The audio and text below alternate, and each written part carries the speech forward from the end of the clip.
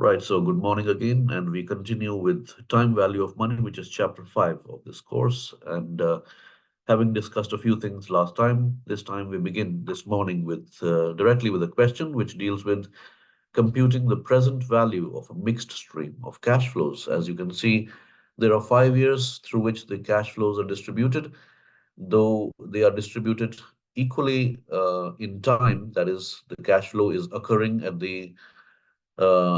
each year after 1 year, but the amount of the cash flow is different every year. Therefore, it is not an annuity. It is a mixed stream of cash flow.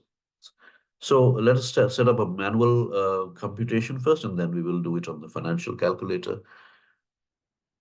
So, To Yeah, sorry to interrupt you here. So the name of the chapter in the textbook is Time Value of Money for chapter yeah, 5. yes, that's right. Ah, okay. So was that your question, or is it leading to something else? Now, that was just Well, my question because I was trying to verify if I had the right textbook. But since my okay. chapter 5 is not that title, then I know I'm What is the title on your book? What is chapter 5 in your book? chapter 5 in my book is capital budgeting techniques and capital budgeting cash flows. Avalon, which book you're following? Who is the author? It's immortal. Lawrence Chitman, Charles J. Zutter, Principles of of Managerial Finance, 13 edition. That is strange. I'm trying to open the book here on my computer. Give me a second. Let's verify.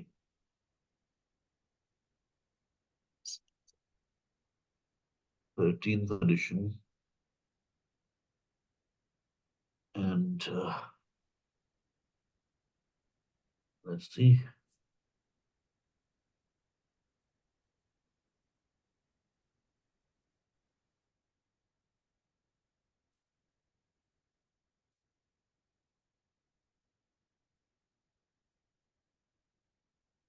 I'm seeing here.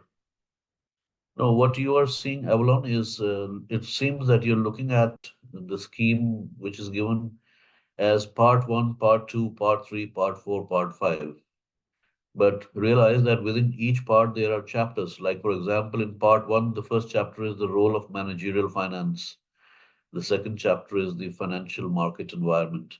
Like that, in part two, which is entitled Financial Tools, there are three chapters. Chapter three is financial statements and ratio analysis. Chapter four is cash flow and financial planning. And chapter five is time value of money. Do you see that? Okay, I see it. Yeah. Yeah. So that might have caused the misunderstanding. Right. So back to the question. So if we are to find out the present value of this mixed stream of cash flows, we don't need to learn anything new really. What we have to do is we have to treat each of these items, this one, this one, this one, this one, this one, as a single sum, that is a lump sum, and find out its present value. So we'll find out the present value here, here, here, here, and then add up all the present values to find out the aggregate present value of the entire stream. So that's pretty simple. So what we can do if we are doing it manually, we can just make a column. In this column, we can write, because we are about to calculate the present value, we can say PVIF, present value interest factor of $1 at, in this case, we have a rate 15%. And because this is the first cash flow for the first year, so we'll have 15% for 1 year. So if you're writing the present value interest factor itself, you will write 1 over 1.15 and then multiply this thing, 50,000 with 1 over 1.15. So let's check what we get. And um, 1 over, or we can just say 50,000, 50,000 divided by 1.15. That will give us 43,478.26. 43, so we'll write that here, 43,478.26, right? Likewise, in the second year now, we will say the present value interest factor will be 1 over 1.15 to the power of 2, because this is the second year. And whatever this value will be, we will multiply that by 40,000. And the result would be 30,245.487, right? So likewise, we will keep performing these computations for all the remaining values, and at the end, we will add them up. Like for here, it'll be 1 divided by 1.15 to the power of 3.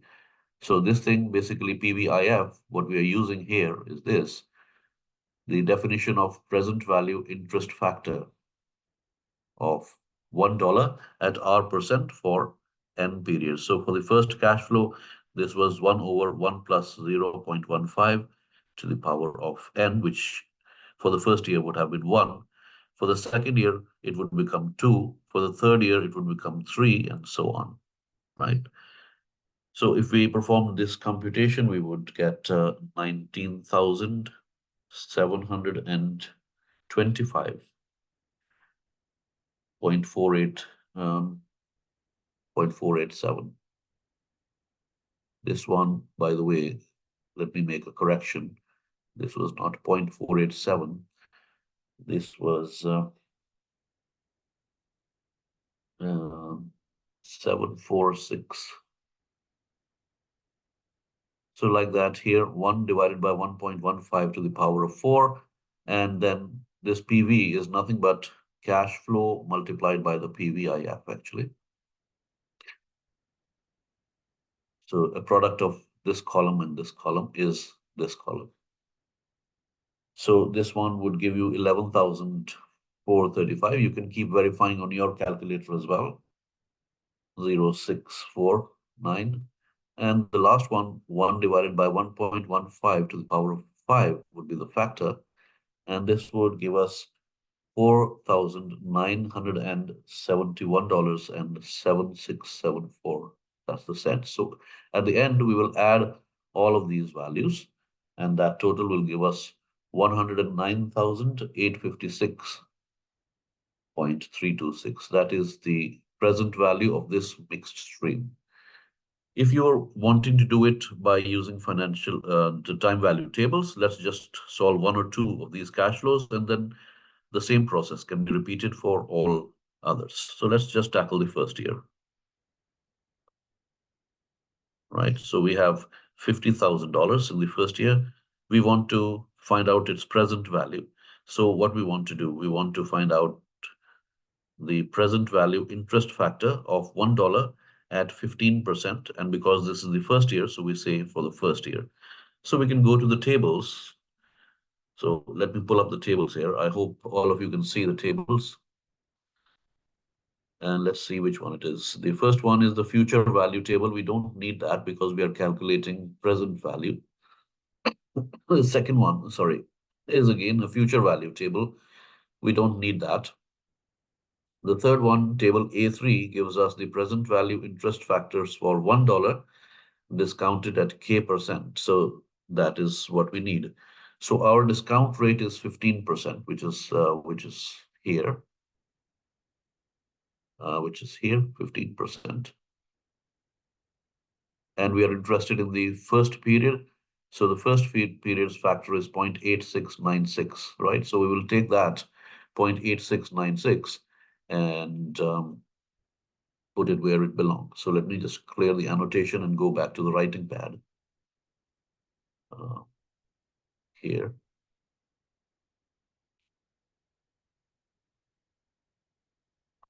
So we'll write here 50,000 into what was our reading from the table, 0.8696.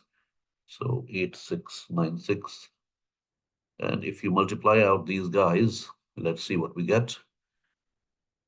Why the annotation thing didn't clear all drawings. Okay. And close the annotation, clear my screen.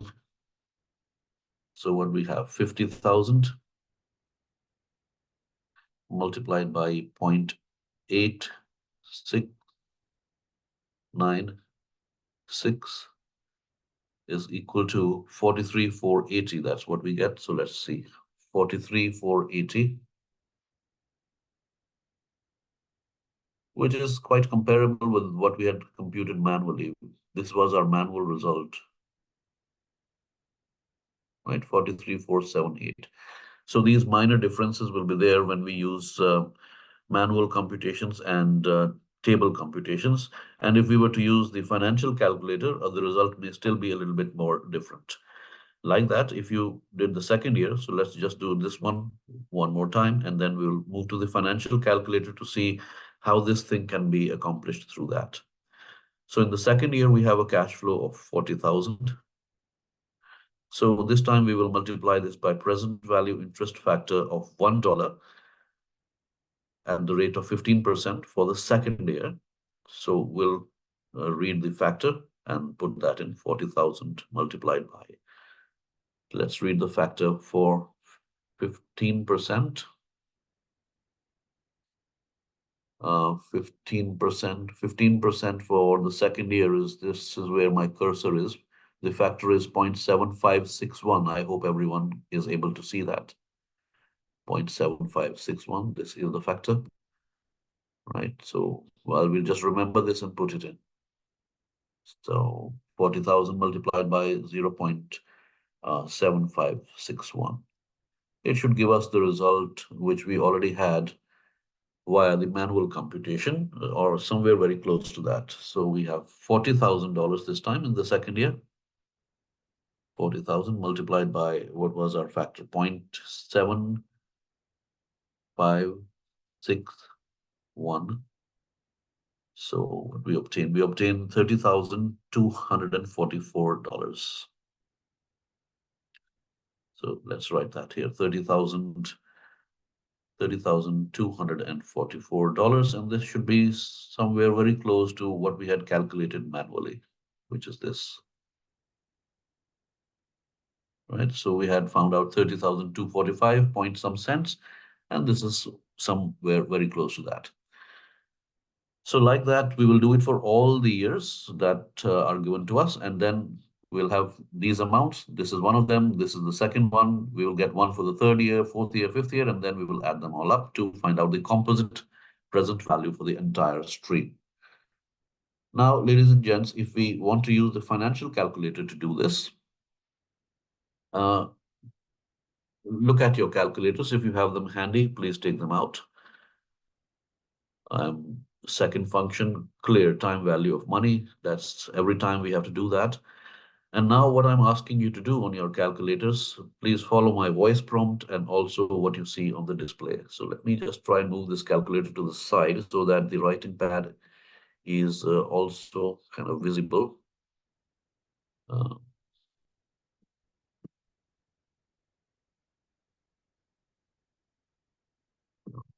Okay. Okay. Right. So what we are going to do, look at the second row of your calculators. You see this item where you see my cursor hovering, this letters C and F, it stands for cash flow. So what we are going to do is we are going to press this so that the cash flow sheet of the calculator will become active. And look at your display. It says CF0 is equal to 0. So basically the calculator is telling you at this time that in the 0th time period, that is right now, there's no cash flow, zero cash flow, right? And that is what is our situation as well in the problem. There is no year number 0. The cash flows begin from year number 1. So we will let this remain at 0, and then we will scroll. Look at here, in the first row, you see two keys, two arrow keys. These are meant for scrolling. So we will scroll down by pressing the down arrow. When we do that, Your display should change to C01, and on the far right of your display, you should see 0.00, right? Which means the calculator is now asking you to provide the cash flow for the first period, cash flow for the first period. We will enter the first cash flow, 50,000. So I'm pressing 50,000. But if I leave it just so and then scroll down to the next cash flow by pressing the down arrow button, this cash flow wouldn't be stored in my calculator memory for computations. In order to store it for computational purposes, I must press the enter button here, E-N-T-E-R, enter. So the moment I press enter, you will see there will be a change on your display. After C01, you will see an equality sign, right? So the distinction between not seeing an equality sign after C01 and seeing an equality sign after C01 is that once you see the equality sign, it means that you have successfully stored this value, $50,000. Otherwise, it means that if you scroll down without seeing an equality sign here on the display, it means that this value is not going to be stored. So once I press enter, I see an equality sign. C01 is equal to 50,000, right? Now I can scroll down. When I scroll down, the display changes to F01. F stands for frequency. So the calculator is asking me that you have stored $50,000 as a cash flow in the previous step. How many times does it occur in your stream? So normally what I would advise is to just leave these frequencies untouched, just leave them at one. Don't interfere with them. So that is my way of doing it. Otherwise also you see that in the stream, in this cash flow stream, $50,000 is not being repeated again. So the frequency with which $50,000 are occurring is one anyway. So I'm going to scroll down and the display will change to C02, right? So I'll provide the second cash flow now, 40,000. And I will not forget to press enter so that the equality sign appears here and I know the cash flow is stored. Then I scroll down again. I will see again F02, how many times it happens. I'm going to ignore that. And I'm going to go to the third cash flow, which is 30,000. So I'm just going to now increase the speed a little bit and keep on entering my cash flows. That's C03. Now I'm going to put in C04. Fourth cash flow is 20,000. Enter, and then scroll till you see C05, then provide the fifth cash flow. Right, so we are done providing all cash flows to the calculator. Now you should look at the third row of your calculator, it's the second row of your calculator, and find a button which says NPV. NPV stands for net present value. You should press this button. So once you press this button, you will see on your calculator display that it is asking for an interest rate. At the moment, I might have done a previous calculation and this rate is from there, 12%. But in this question that we are solving, the rate that we are using is 15%. We will change that. So I will say 1, 5, 15, and then I'm not going to forget to press enter. Enter, right? Now I'm going to use the scrolling button again. I'm going to scroll down. When I scroll down, I will see NPV on display, it looks like a result from some previous computation. I will calculate afresh. So once you see NPV is equal to some value on the right-hand side, then after that you press CPT, compute. So once I press compute, I'm seeing the most current present value for the cash flows that I've provided, which is 109,856. And you can see on the writing pad as well that if we had done it manually and added up all cash flows, all present values, then we would have arrived at about the same result, 109,856.326. So this is how you can use your financial calculator to come up with the response for the present value of a mixed stream. Yes, ladies and gents, any questions about this process? Would you like to try one yourself?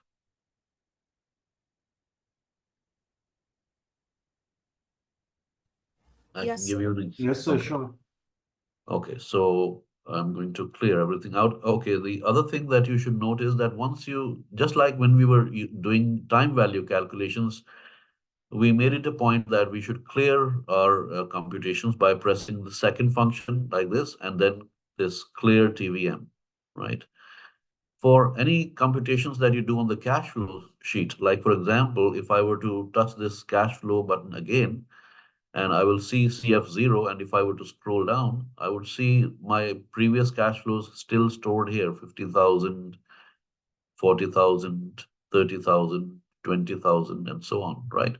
So that this doesn't happen and interfere with my next computation, I will press second function, and come down to the very bottom of this column and press this button. See, the yellow ink says clear work, CL work. So once I do that, everything would be set back to zero. So CF0 is zero now, CF1 is zero now, and everything is zero. So we are not even progressing beyond C01, right? So it's important to clear the cash flow sheet as well. So pressing clear to clear my display. And let's come back to the writing pad, and I'll share a problem with you where you can test this process yourself. So this is a question related to mixed stream, which talks about a lady, Gina Vitale. This is from end of your chapter somewhere. Gina Vitale has just contracted to sell a small parcel of land that she inherited a few years ago. The buyer is willing to pay $24,000 at the closing of the transaction, or they're going to pay the amounts shown in the following table at the beginning of the next 5 years. So please mark this, that beginning of the next 5 years. So, so whatever we do at the end, we will have to account for this additional time period by using this term 1 plus R. Because Gina doesn't really need the money today, she plans to let it accumulate in an account that earns 7% annual interest. So this is our estimate of R when we need it, or on the calculator, this is your I over Y. Manual computation, this is your R, right? This is, if she accepts this offer, then this will be like accepting an offer to receive a lump sum, single amount.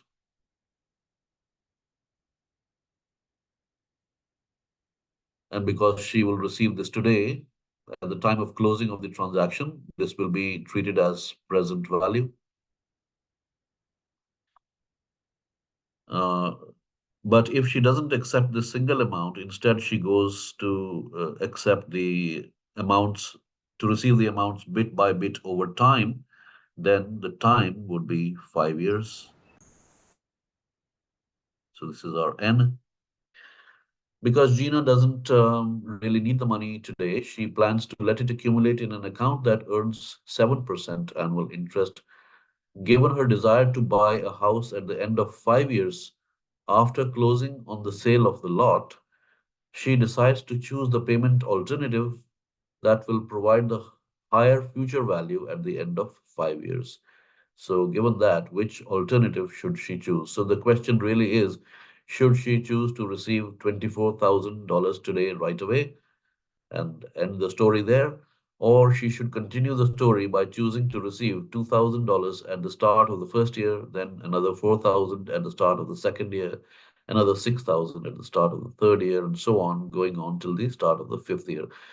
Which alternative will be the better alternative for her to choose? Ladies and gents, tell me, what is it that you need to find out uh, uh, to be able to respond to her confusion? What should you calculate? In fact, this one will not use the cash flow sheet. This is about, because as I'm reading it, it is about finding the future value, because we know in the present moment we can receive $24,000 here, or we can choose to receive these sums over a period of time, right? So this is a mixed stream of cash flows, which I'm seeing, all right. but we don't need to find the present value of this. We need to find the uh, future value. Or can we also configure it to find out the present value? I'm just debating. So Uh-huh. just watching the question, just watching the values alone, right? When you Uh-huh. watch the table, you could tell that after 5 years, the total amount will exceed the 24,000. Uh, yeah, but this will exceed the 24,000. That's all right, Avalon. But remember, if you're receiving this amount, 24,000 today, then you are not going to hide this under the mattress. You are also going to invest it. So let us say you invest this 24,000 for 5 years at a rate of what, 7%. So we need to know that after 5 years, what this 24,000 would have grown into. Only then we will be able to compare. Do you realize that? So, So yes, Nathaniel. just a quick one. So while I was just playing around with the calculator, so I don't know if I do. You were saying you're not sure if we could check the future value of the calculator. Uh-huh. I see with the cash flow, you could enter the cash flows, and when you hit NPV, it have NFV. Yes, that is right, Nathaniel. But that is available to you only if you're using an app. If you have a physical calculator, Oh, then the NFV function will not be available to those people who are using physical calculators only. okay. And because in an examination situation, you cannot take your phone inside, you only have to have your physical calculator. The NFV function will not be available to you in the exam hall. Okay. So we can make a comparison. Let's look at a couple of ways of making a comparison. Let us assume, all of us, that we are at time zero at the moment, right? If we are at time zero and we receive $24,000 today, then, and then this is the other alternative, that we are at time zero. At the start of the first year, we receive 2,000. At the start of the second year, we receive 4,000. At the start of the third, we receive 6. At the start of the fourth, we receive 8. And at the start of the fifth, we receive 10. So which means that if we were just hiding these amounts under the mattress and we were not doing anything with them, then they would add up to what? 2 plus 4, 6, and 6, 12, and 8, 20, and 10, $30,000, right?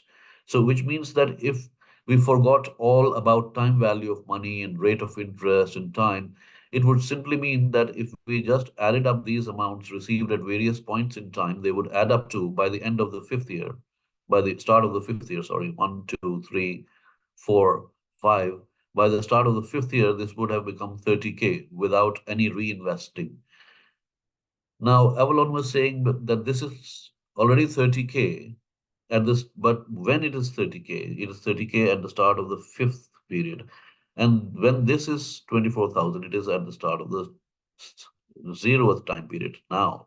So they are not directly comparable because this is happening now, and this is something which is happening 5 years later. So how can you compare these two items? So they cannot be directly compared like that. What we will have to do is we will have to find out the future value of this whole thing, and we will also have to find out the future value of this whole thing, so that we have an amount here at the fifth period, and we have an amount here at the fifth period, which will be greater than 30,000 because we will be reinvesting, and because we are not hiding these sums of money under the mattress. We are putting them into our bank account, and they will grow at the rate of interest. So eventually, by the time 5 years are done, this will be greater than 30,000 because 30,000, if that is the principal, we'll have to add on the interest. So it will become greater than 30,000. So we'll have something greater than 30,000 here. And what will be the future value of this thing? If you invest $24,000 at the rate of 7% for 5 years, what amount does it turn into? That we need to figure out. And then this guy needs to be compared with this guy to see which one of them is higher. And then according to that, we can make our decision. So Yes, could you also find out the net present value of the mixed stream and then compare it to the 24,000? we could do that as well. Yes, that also can be done. So we will try to do both methods and see whether they take us to the same decision or not. So first, let's just try the future value. Which one do you want to try first? Present value or future value? Oh, well, I already did the present value. You already did the present value. So what present value did you find? So it's just $23,493. 23,000 um $493. so let me just write that here to the side. 23,493. 93. Okay, that's what you found. We'll check that. So if this is a true figure, that means that the present value of this whole stream is 23,493, which is kind of less than this. So which means the decision should be to accept the lump sum payment, right? If this value is correct, because this is a higher value and we should go for a higher number. But then let us check this. Okay, so here is the calculator, here is the cash flow sheet. So cash flow 0, there's nothing in year 0, so we can scroll down.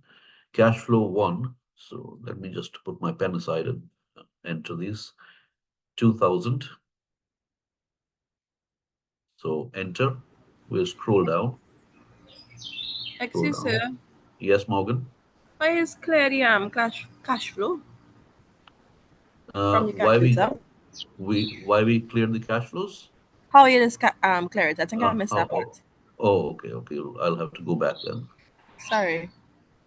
So you press the second function. Uh-huh. You start your cash flow sheet like this, and then you press the second function and press this button at the bottom, clear. Okay. All right. Thanks. Right. Okay. So we are back to 0 again. So we scroll down and now enter the first cash flow again, 2,000. 2,000, enter. Scroll down. I'm not disturbing the frequency part. I'm just going down to the second one and I'm putting in 4,000 and pressing enter to save it.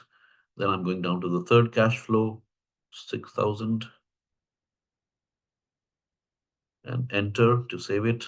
Then I'm going down to the fourth one, 8,000, enter. Then I'm going to the last one, fifth, which is 10,000.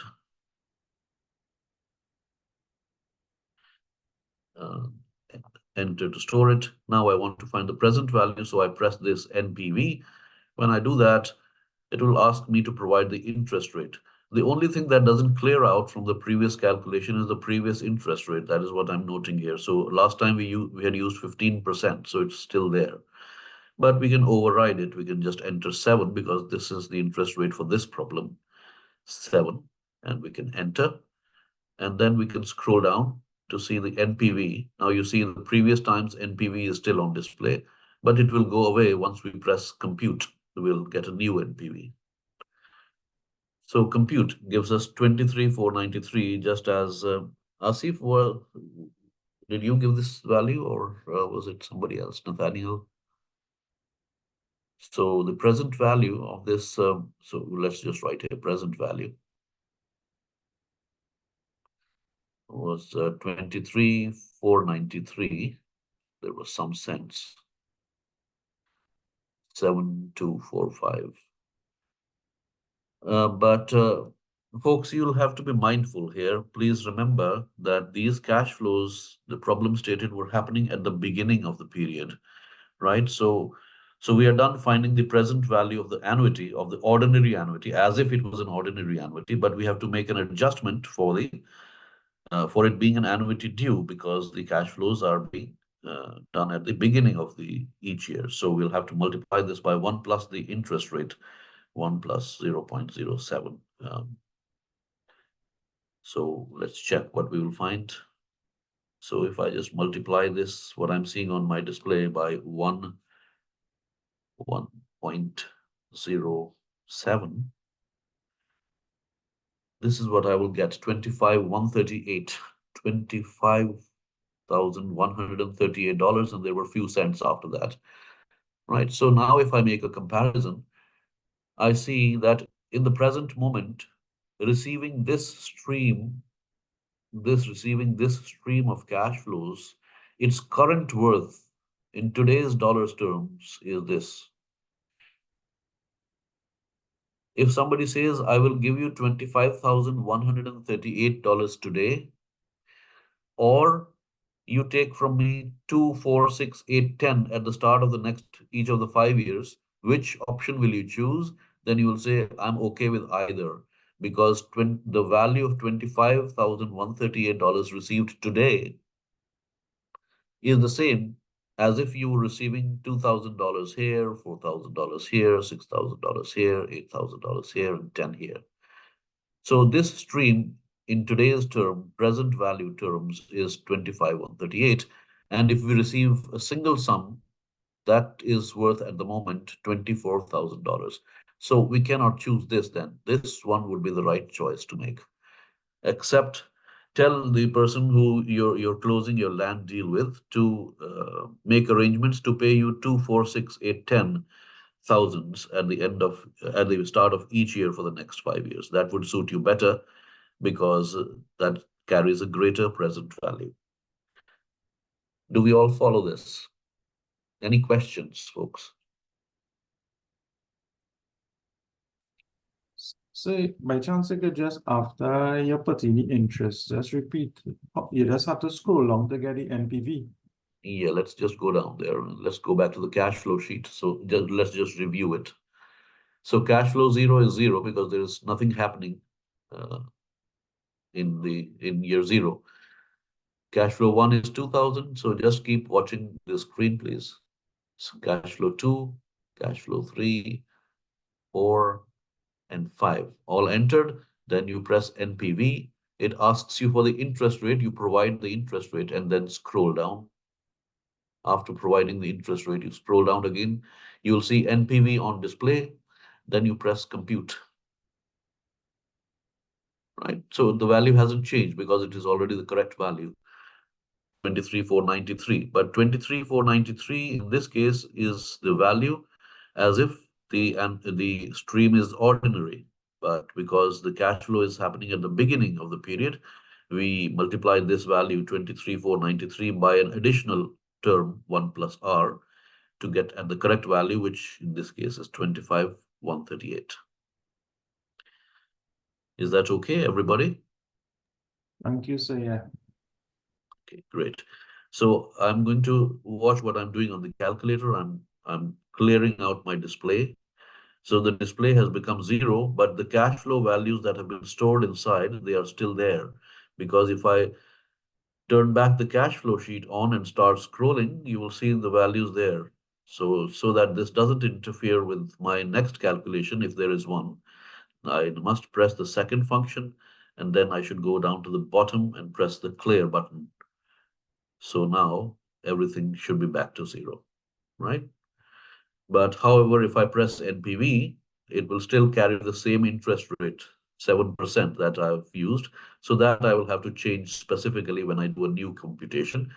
And if I scroll down here to see the NPV, it still stores the previous computation's NPV, which will go away when I press compute the next time with the new data. So clear display, right? Are we okay, everybody, with this? So Yes, could sir. we do the future value now? We will tackle the same thing by computing the future values now. So this was, if we had approached this question by thinking about it as a present value question. Now I'll change color to blue so that there's a distinction. We will use future values.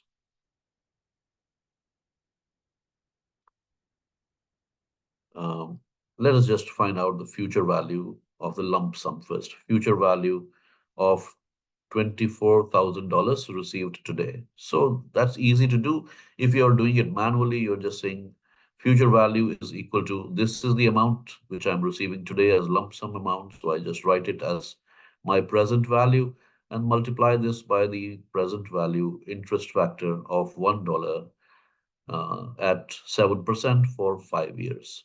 That can be done. Or if you want to use your financial calculator, you can just say, these are your keys. N is 5, I over Y is 7. Then which one is the next key that we have? Payment. There is no payment because it's not an annuity. Then what we have? Present value is we are receiving this. So this is 24,000. And you have FV.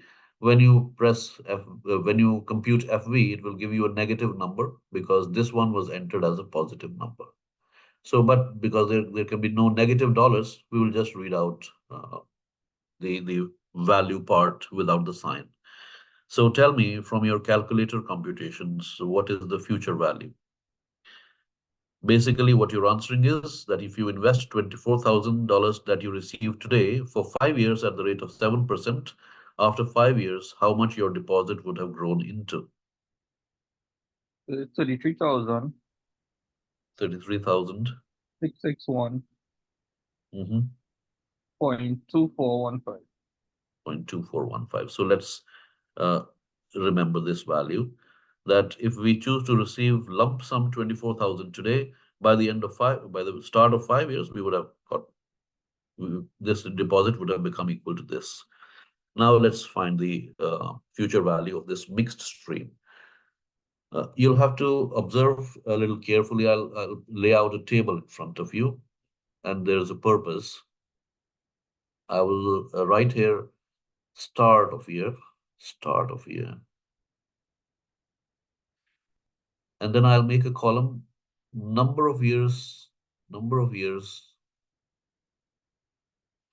to, you can write grow, but formally a better word would be to write compound, because we are finding future value. So we are actually engaging ourselves in the compounding process now. Then I'll make a column for cash flow for the year. Then I will, well, interest rate is known, 7%. So we'll just write future value here.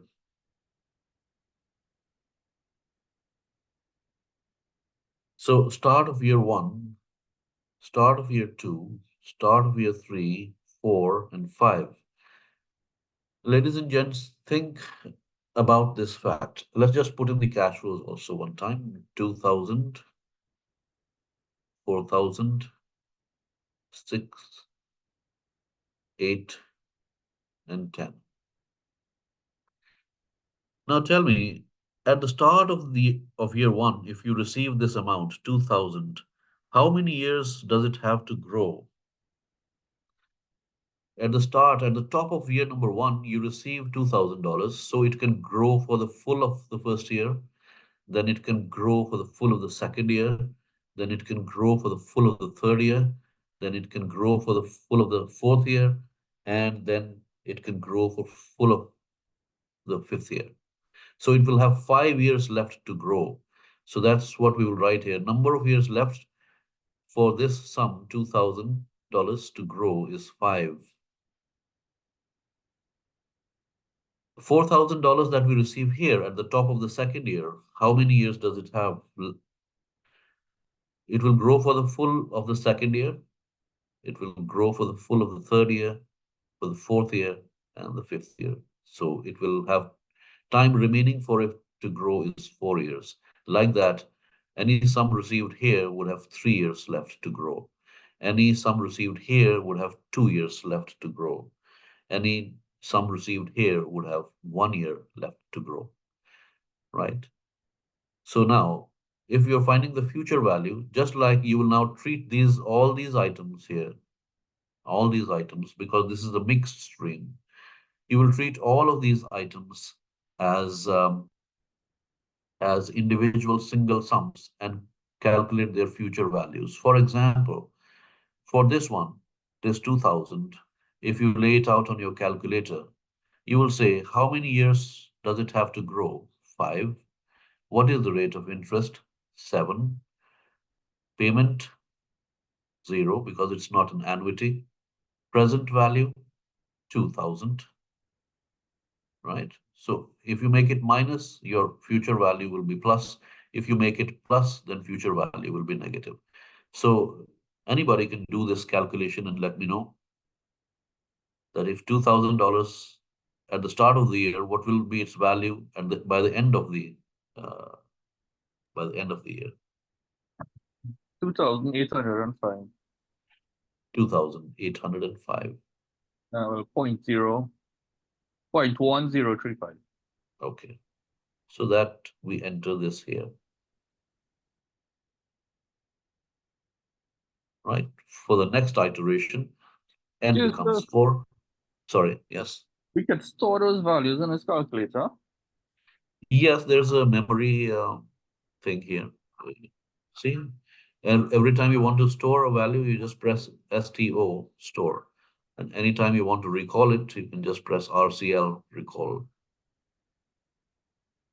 Store, I think I can't seem to remember exactly how many memories it has, because let's say if you have a value, let's just try out $100 or 1,000. Let's say store into the first memory. I will just press 1, right? So if I say recall 1, it will give me $1,000. But how many memories I have on the calculator, I don't remember. You can play around and find out. But definitely you can store more than one values, but just remember which value you stored in which memory. So if I said $2,000 is going to be stored in the third memory, and then I say, then I've forgotten after that, where did I store 2,000? Then I can't recall it probably. If I say recall 1, it will give me 1,000, but I'll have to do recall 3. That will give me 2,000. So if I thought that since that was the second value and I must have stored it in the second memory, if I say recall 2, I won't get anything, right? So that's how you can store. And you don't need to clear them off really. When you store a new value into a memory slot, it will override the previous one.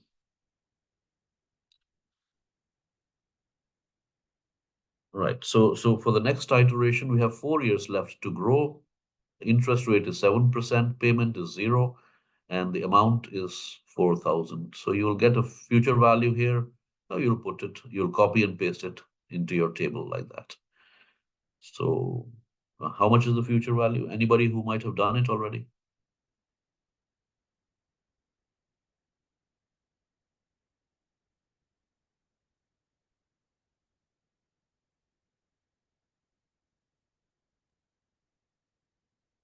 Second one is 5,243.1840. Mhm.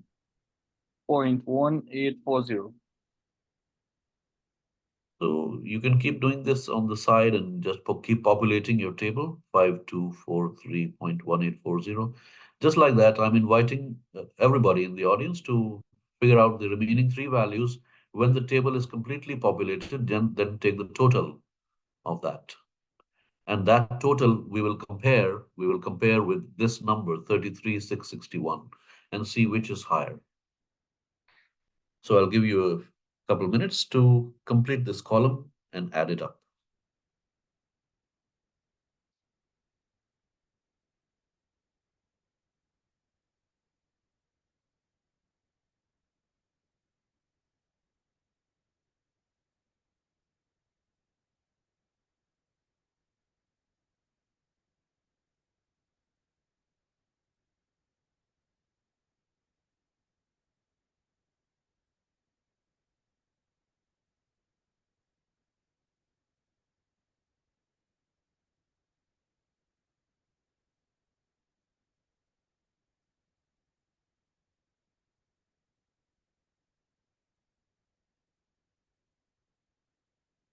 I'm using my physical calculator by the side.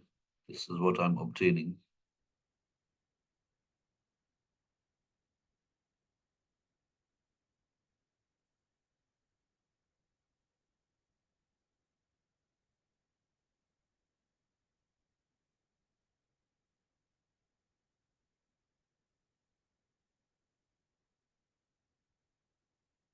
This is easy because $10,000 have only 1 year to grow at 7%. So by the end of the year, that will be 10,700. So once this is populated, we can add that up.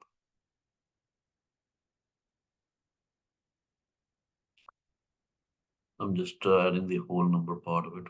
5 and 3, 8 and 9, 17. 5 and 10, 15. 11, 14, 15.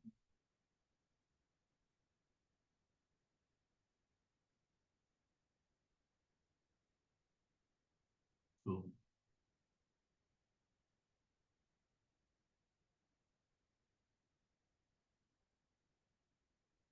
this is what I'm getting, and some cents after that.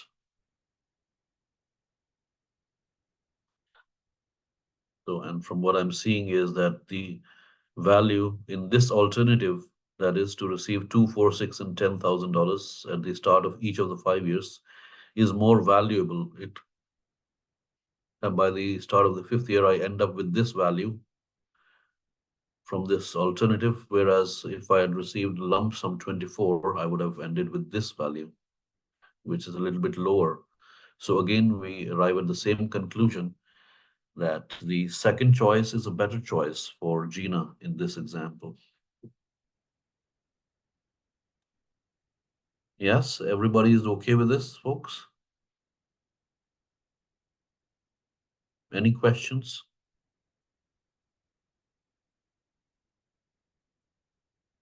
No, sir. Okay, Avalon. Folks, I have a question for you. While this table is on display, if the problem said that these cash flows were given to Gina at the end of each year, and you were performing the same routine, same calculation, calculating the future value, assuming that these 2, 4, 6, 8, and 10,000 were given to her at the end of each of the year, then how would this column change for you? So if this $2,000 was received at the end of the first year, is not at the top, but at the end, then it could not grow for this year, isn't it? Then Correct. the only Compound time at 4 remaining, years. yes, so this will change to 4, this will change to 3, this will change to 2, this will change to 1, and anything received at the end of the 5th year simply has no time to grow. It will just remain whatever it is. 10,000 will remain just 10,000. It won't have any time left to grow. So if it was, depending on the timing of the cash flow, you will change your compounding period. So if you were now doing a fresh calculation, then this would change to 4, this would change to 3, and so on.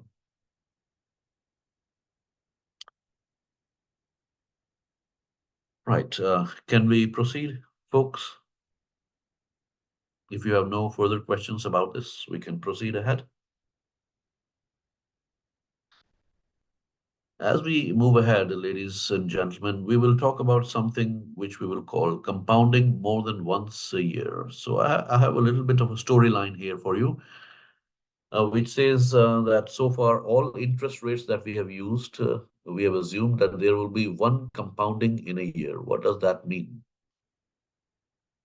I've put in a little bit of an example there, where we are saying that if you receive 10% per annum, compounded only once a year on a $100 deposit, you will end up with $110 after a year. Compounding once a year or twice a year or thrice a year, compounding means how many times the interest is going to be paid out to you. Or if you're on the paying side, if you've taken a loan, for example, and you have to pay back, then how many times do you have to make the interest payment in? How many times the interest will be computed in a year? That is what the frequency of compounding means to us. So the frequency of compounding, which simply means the frequency with which we will calculate and then recalculate again the interest. How many times do we do that in a year? That could either, if we do it only once a year, we say that we are dealing with annual compounding. If we do that 2 times a year, we say that we are doing it every 6 months, let's say, so we'll say semi-annual compounding.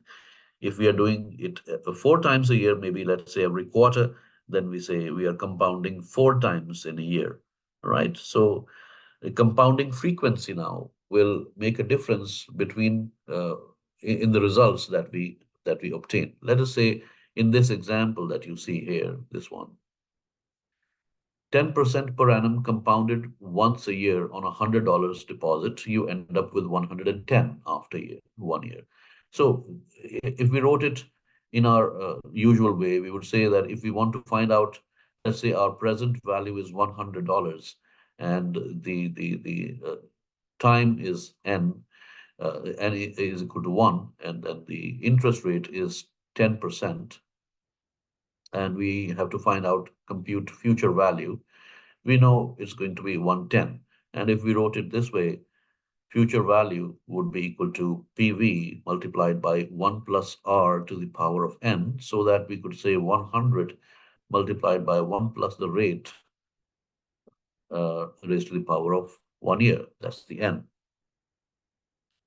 But what if the interest was paid to you twice a year? So if they are paying interest twice a year, it means semi-annual compounding. Interest is being paid to you 2 times a year. So what is the amount of interest in this case? Well, you end up with 110, you start with 100, so the amount of interest really is $10 here. So paying you interest twice a year, does it mean that they will pay you now $20? No, that is not so. What will happen is that they will break up this $10 into 2 installments, 2 parts. So the first $5 you will receive after the first 6 months, and the next $5 you will receive in the latter half of the year. So that all in all, in total, you will still receive $10, but they are now split into 2 halves, $5 for the first 6 months, and then another 5 for the next 6 months. Why do this? Let's look at why this is done. So if I were to pay you interest, this 10% interest 2 times a year, I would say I'll give you 5% for the first half, and then another 5% for the second half, right? So let's see the impact it makes. By the end of the year, what will happen? If I was paying interest to you only once a year, my end result was that by the end of the year, I would end up with 110 in my pocket. Now, what happens? First 6 months.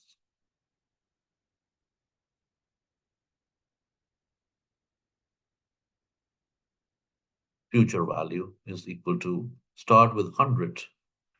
This time, though, because the interest is going to be paid twice in a year, and the rate is 10%, so half of 10%. So I'm just going to say 10% divided by 2 is I'm going to get. And I'm going to get this. This is my time period of 6 months. So I'm going to get it for the first of those time periods. There are now 2 time periods. Do you realize that? 2 time periods of 6 months each. So for the first time period, this is what is happening. So what is going to happen? This is going to take me to 105. So now this is going to get reinvested again for the next period of 6 months.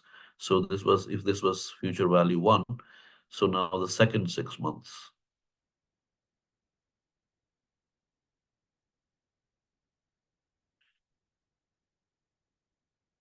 So the second part of the 6 month, I start with 105, because in the first part I've earned $5 in interest. Now again, 1 plus the next 5% I will get, so half of this 10. And this is the next period of 6 months. How many periods are there? 1 more period of 6 months. So what am I going to end up with? 105 times 1.05 is, if anybody has a calculator handy, can you tell me quickly? Most likely it'll be 110.25. Am I right? Yeah, correct, sir. Right. So I will end the year with $110 and a little extra 25 cents as compared to here. If I received my 10% only once in a year, my final ending amount would have been 110. But if I receive the same 10% twice, then I would end up with this amount, which is a little bit more. Right? So if we increase the compounding frequency, then the ending amount or the future value becomes greater and greater. As the frequency increases, the future value will increase. Do you realize a pattern here? This time in this example, we said 2 compoundings in a year, 2 compoundings. 2 compoundings means semi-annual compounding. So what did we do? We just focus on this digit 2. And what happened? We divided the interest rate by 2. Right, like here, you saw that. And we could have performed these 2 steps in one single go. Like, for example, if I could write this 100 multiplied by 1 plus, I will take half of the interest rate and I will say I'm going to raise this to the second power. So I should get the same 110.25.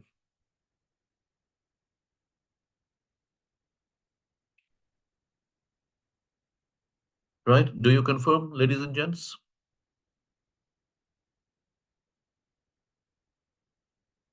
We'll get the same 110.25. Yeah. Okay. So what has happened? In brief, what has happened is whenever there are 2 compoundings in a year, or in other words, there is semi-annual compounding, then divide the rate by 2 and multiply the time by 2. Right? Remember this. So what if the compounding was being done quarterly, that is 4 times in a year? Then we will say divide the rate by 4 and multiply the time by 4. If they said, no, not quarterly, we will do a monthly compounding, then divide the rate by 12 and multiply the time by 12. If they said that, no, not monthly, we will do it on a weekly basis, then divide the rate by 52 and multiply the time by 52. And if they said that we will do the compounding daily, then divide the rate by 360 or 365 and multiply the time by 365, right? And if they said that not daily, we are going to do a continuous compounding, continuous. Now that's a special case, so I'm going to write it with, let's say, a different color, continuous compounding.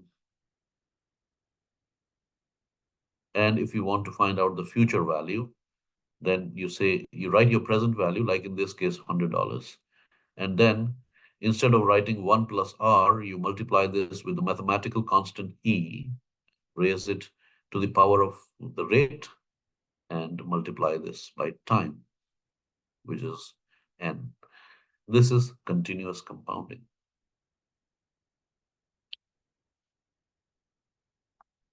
Everyone okay with this? Any questions?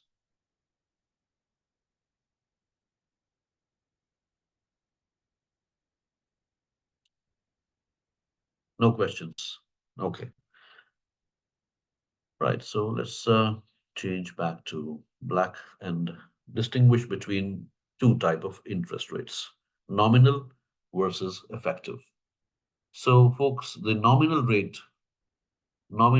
in the example that we were just using, we had said that the per annum rate was 10%.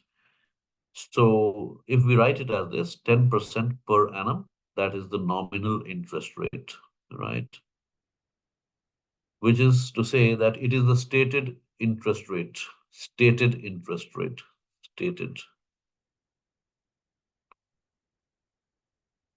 But many times when you go out there to a lending institution to take out a loan, they may say the rate of interest that we will charge you is 10% per annum. And then with a very fine print to the bottom of the contract or document, they will write an asterisk and right there, barely readable, that it is compounded semi-annually. So if you are borrowing $100 for 1 year, it's not $110 that you will repay $110.25 actually.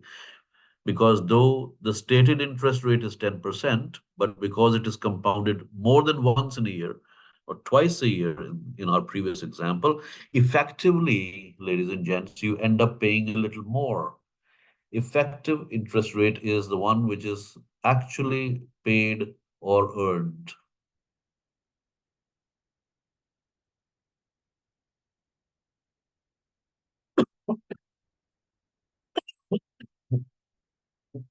Excuse me.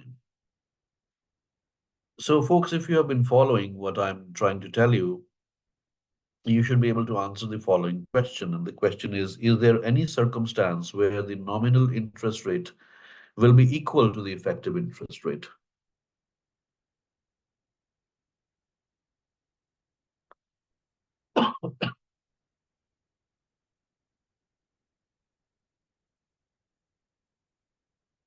No response. So the first year, Nicolette, it is your one. thinking is correct. We can just make it more correct by saying that nominal interest rate will be equal to the effective interest rate only under one scenario, and that is when there is only one compounding in a year.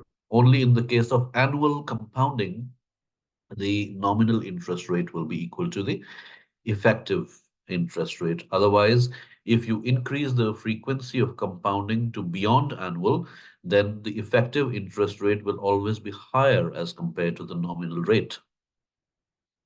Will you be able to remember this, everybody? Effective rate is greater than the nominal rate most of the times, except only one circumstance where the compounding frequency is once a year. In other words, whenever we have only annual compounding, only then nominal and effective rates are equal. Otherwise, if you increase this frequency of compounding, effective rate will end up being more than the nominal rate. Here is a question for you to solve. Can you please tell me what is the effective annual percentage rate, EAR, of 12% compounded monthly? I haven't told you the formula for EAR, though. I have told you the compounding frequency, but not the formula for EAR. So we will calculate it first by using the formula, and then I'll show you how to do this on the calculator. Folks, please remember effective annual rate. That is what it stands for. So I'll write it full. Effective rate that we end up paying or receiving on an annual basis is equal to 1 plus whatever rate of interest we have per annum divided by M. The letter M here stands for the frequency of compounding during the year. So if it is semi-annual compounding, that is 2 compoundings in a year, the value of M will be 2. Then raise this whole thing raised to the power of the time,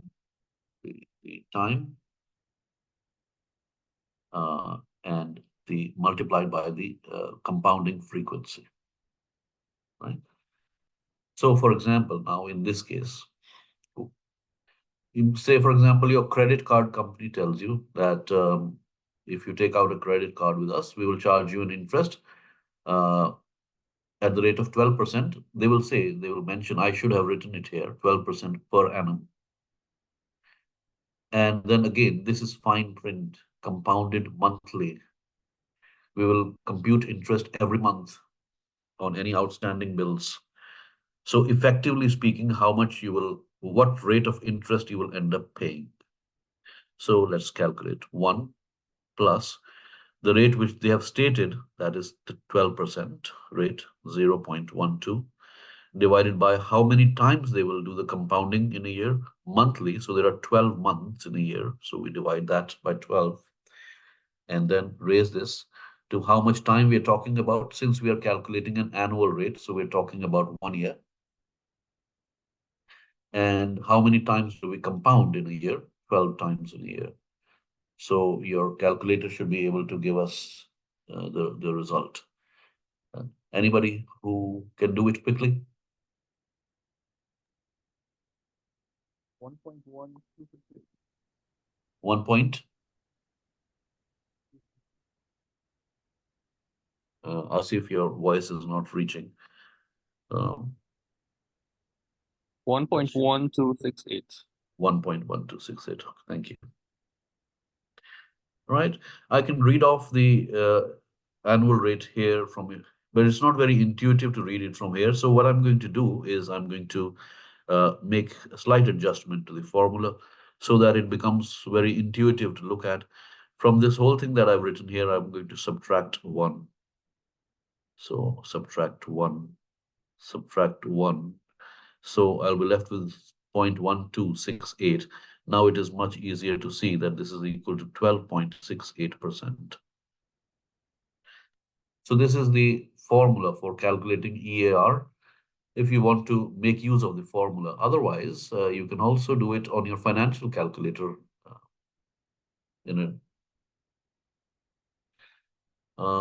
Folks, I'm stuck with the position of the calculator. I think I can't move it.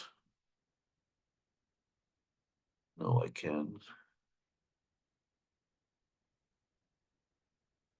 So here we go. So what we're going to do with this question is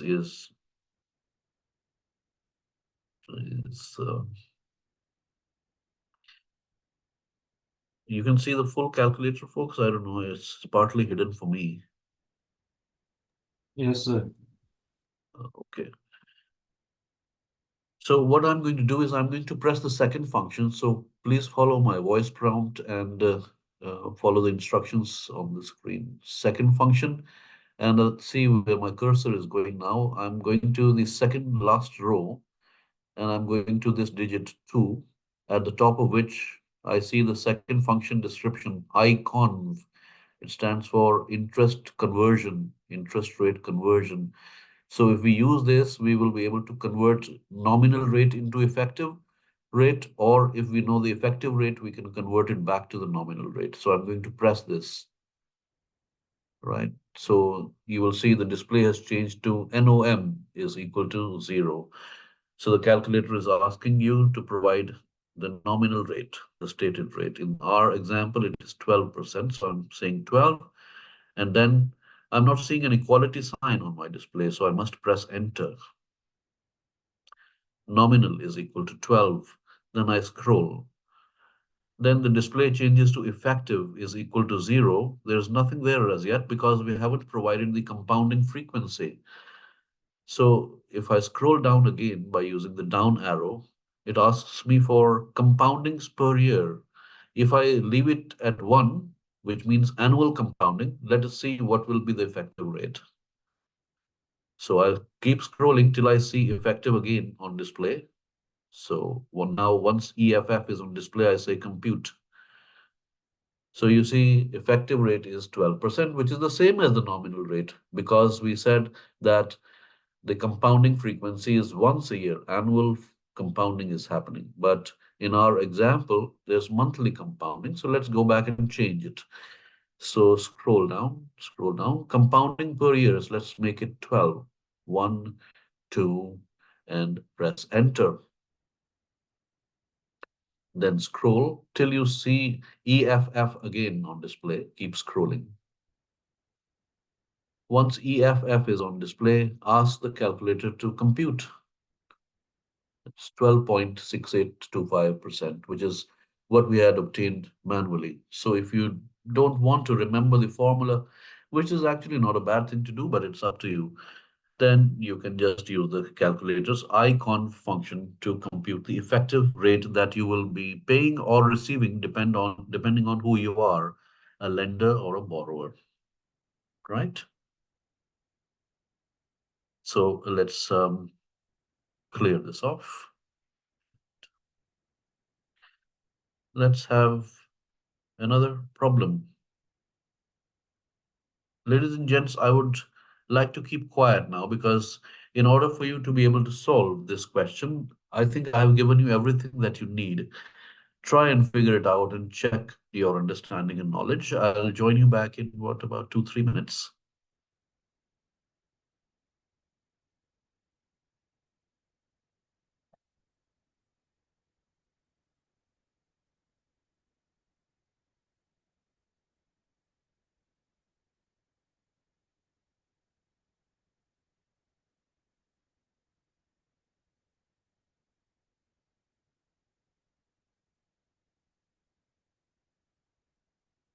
Folks, it's not as if I've left my chair and gone anywhere. I'm just waiting for you, giving you a chance to try yourself. Yes, sir. On the Sandora, we're working it out right now. Okay, then.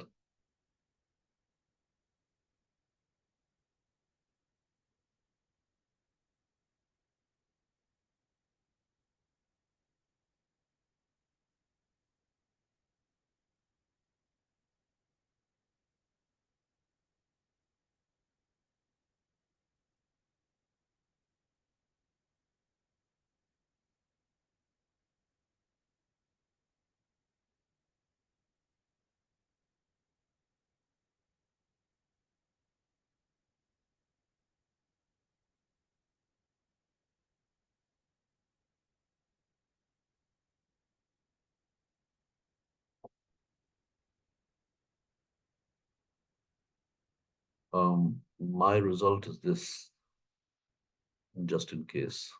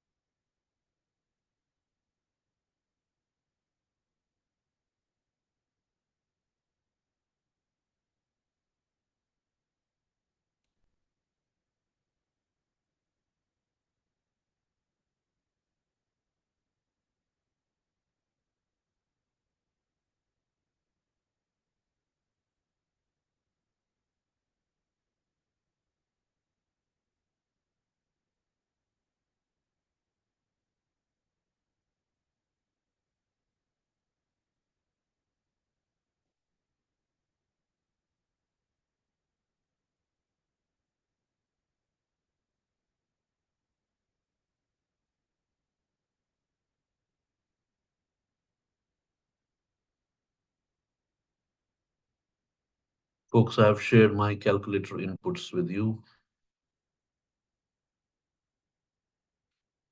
And anybody who is interested in doing this manually, the formula way, I'm setting up the equation here if somebody is interested. So that's hold on now. Hold on. Because I Sure. get a number lower than that, and I get 647 now. 647, okay. Did you clear your time value sheet from before?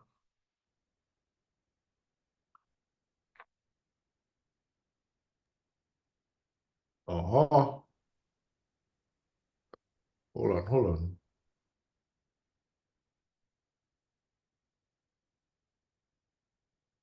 Maybe you're right, I don't know. I can recheck.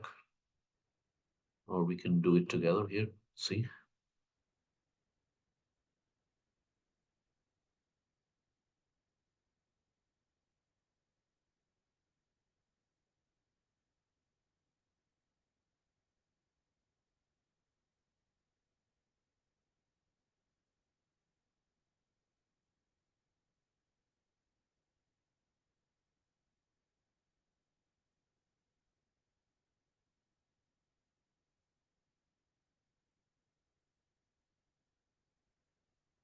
$6.54.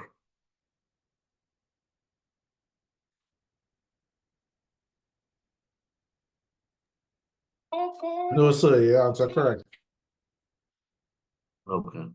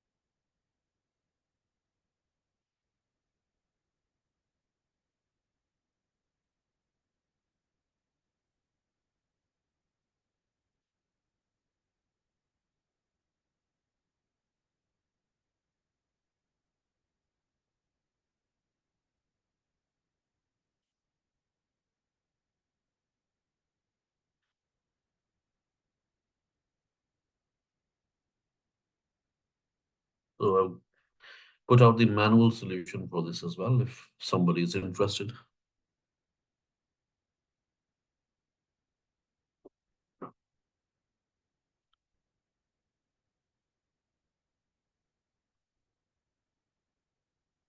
Right, can we proceed, folks?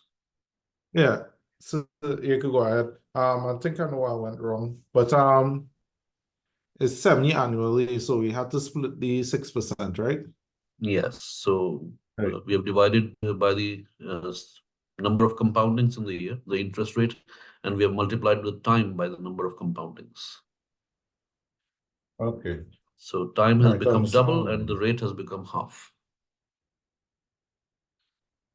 Even if you think about it, just intuitively, you will know that if we are doing or paying interest every 6 months or paying depositing money every 6 months, and we continue to do that for 5 years, how many 6-month periods will be there in 5 years? 10 periods, isn't it? Okay. The next question, folks, because I've given you the toolkit, I would like actually for you to do it as an exercise at home. This one, question 9. So maybe you can take a photo of this, but it's there in your end of chapter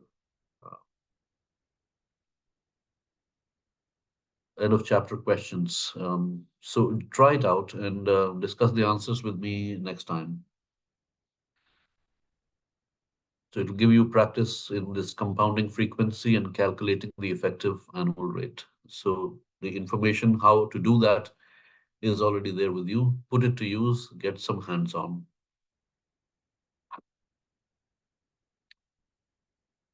At the moment, what I would like to do is to go ahead to do some more things with time value of money.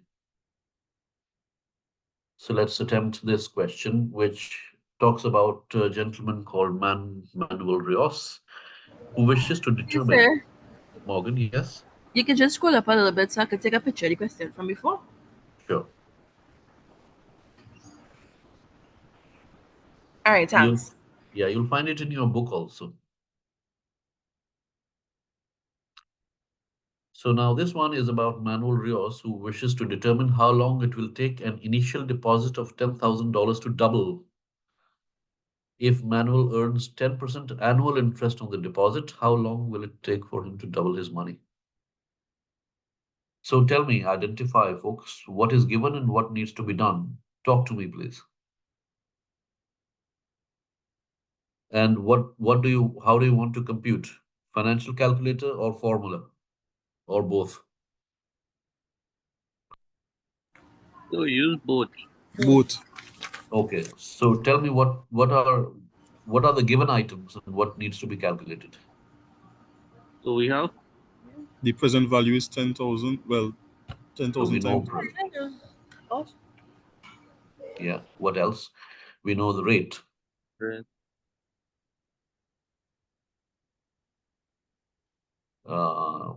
What else do we know? Interest is. Oh no, you get In- Interest is 10. so we know the future value. We know the future value because we want the money to double, so that's 20,000 future value, right? 20,000. We don't know how long it will take, so we need to figure out N. So it's easy.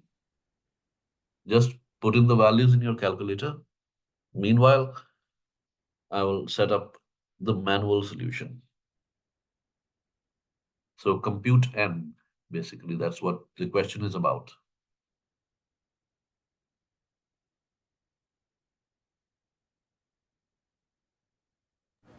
Dr. Chandra, Yeah, I'm sitting with Morgan at UE using her laptop. Just letting you know. Shannon Atta here.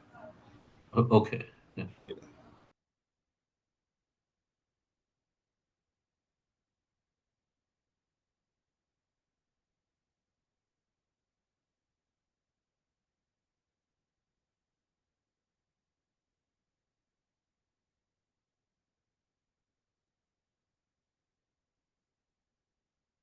Meanwhile, did you find the financial calculator result?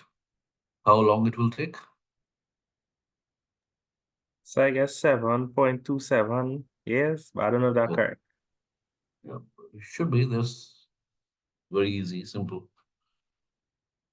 Somebody can confirm that, please. Or as I set up the manual thing, you can just use your scientific calculator to verify. Good to have a couple of methods so that you can cross-check.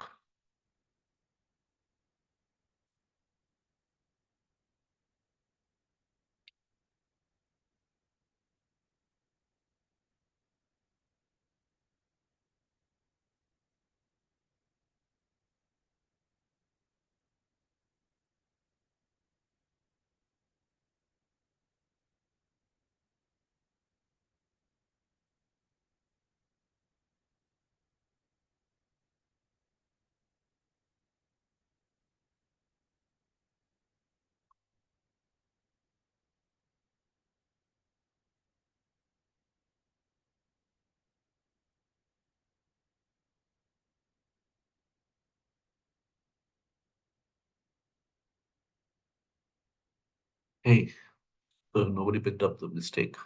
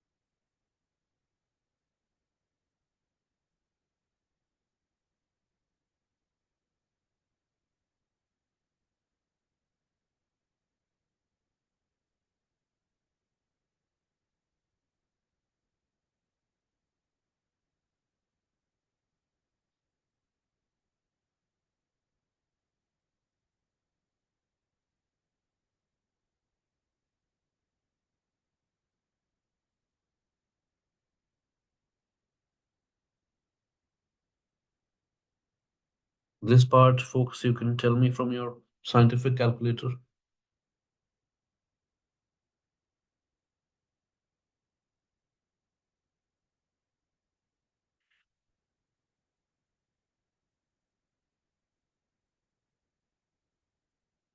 Natural log of 2 divided by natural log of 1.1. What will that give us? 7.27. 7.27. Thanks. So our earlier result through the financial calculator was correct then. So same values. Right. I hope everyone follows this.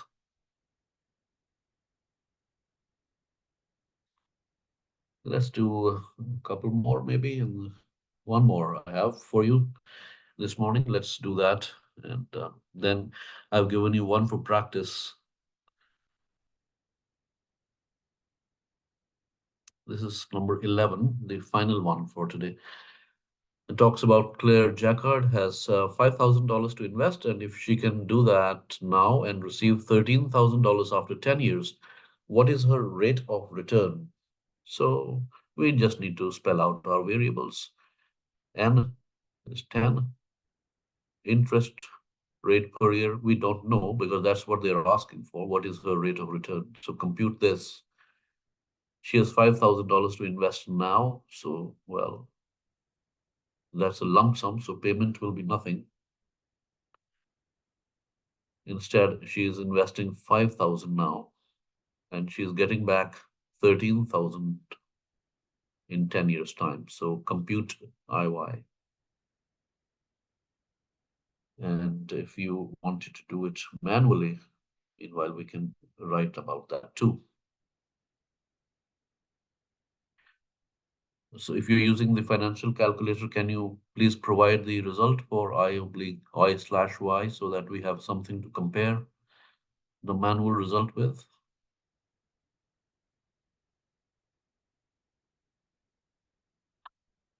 What is the interest rate she earned during these 10 years?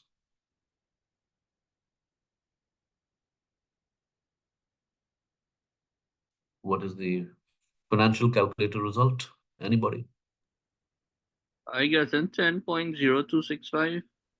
Okay, then 10.0265. So, okay, so 0.03 maybe. Okay. Let's check.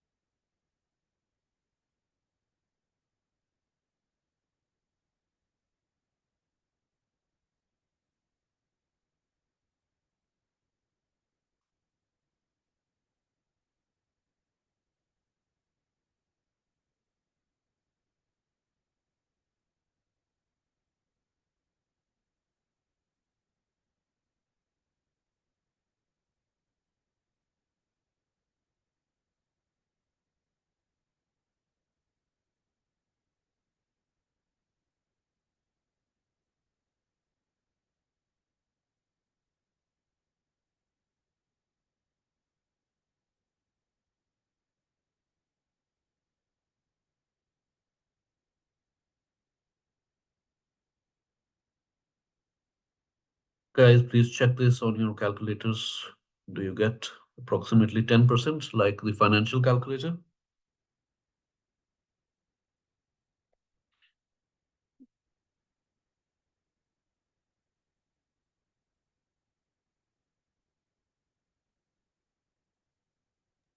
Yeah, the calculation giving you 10.03. Okay, then. All right. Right. So we have cross-checked. So if you prepare yourself in this course, in this chapter with one or two ways, then there's very less chance of doing it wrong because you have a cross-checking mechanism available with you. Right. So then, ladies and gents, this will put a close to this chapter, time value of money. I've given you almost all the things that are that you can use in solving problems related to time value of money, and the rest is your practice. So attempt end of chapter problems. One I've given you for practice. You can compute and share your results with me next time. When we meet next time, then we will start with the next chapter 6, which relates to bonds and their valuation. So we will talk a little bit about interest rates, and then we will look at what are bonds and how their prices, etc., can be determined. Till then, ladies and gents, have a great day ahead and have a good week. Stay safe and stay focused on the course. Right? Okay, sir. Thank you. Good day, sir. Yes. What would the exam Oh, Shannon here. Would the Yeah. exam be based on this topic alone or the previous No, topics? it's based on chapters numbers 1, 3, 4, 1, 5, 3, 4, 4, 5, 5, and 6. and 6. All right. Thanks, Yeah. sir. Exams is next week, right? No. Next week we start with chapter 6 because that's a part of your exam. I haven't taught you that, Oh, okay. Okay. right? So, All right. Thanks, sir. okay then. Take care, everybody. See you next week. Later.